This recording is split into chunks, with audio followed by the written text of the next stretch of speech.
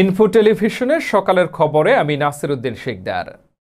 ভারত নিয়ন্ত্রিত জম্মু কাশ্মীরের পহেলগামে সশস্ত্র হামলার জেরে উত্তপ্ত হয়ে পড়েছে পাকিস্তান ও ভারতের সম্পর্ক।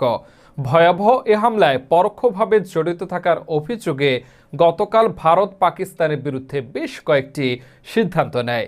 এর জেরে বৃহস্পতিবার ২৪ এপ্রিল পাল্টা ব্যবস্থা নিয়েছে পাকিস্তান।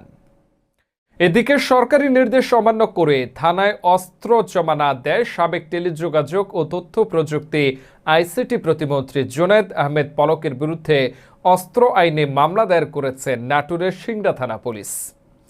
এছাড়াও রয়েছে আওয়ামী লীগের সাবেক মন্ত্রীদের দুর্নীতির অভিযোগ থাকায় খুলনা ২ আসনের সাবেক এমপি শেখ সালাউদ্দিন জুয়েল, তার ভাই শেখ সুহেল, শেখ জালাল উদ্দিন রুবেল এবং বাগেরহাট ২ আসনের সাবেক সংসদ সদস্য এমপি শেখ তন্ময়ের বিদেশ গমনে নিষেধাজ্ঞা দিয়েছেন আদালত। গাজীপুরে তীব্র গ্যাসের সংকটে শিল্প কারখানাগুলো বন্ধের পথে বেশ কয়েকটি।